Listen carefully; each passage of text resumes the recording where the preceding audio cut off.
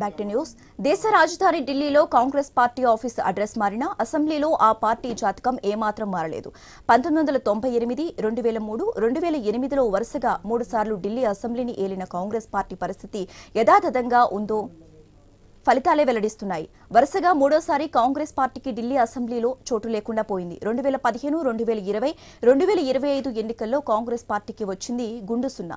దేశంలో మోదీ హవా పెరిగిన తర్వాత కాంగ్రెస్ రాజకీయ భవిష్యత్తుకు గ్రహణం పట్టింది.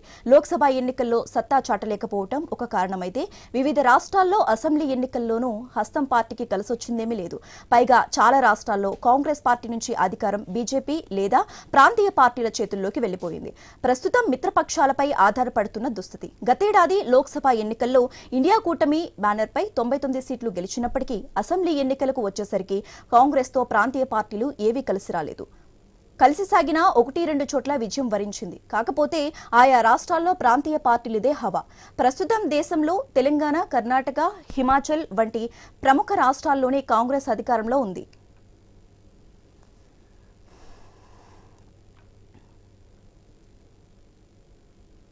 ఉండవల్లిలో ఏపీ సీఎం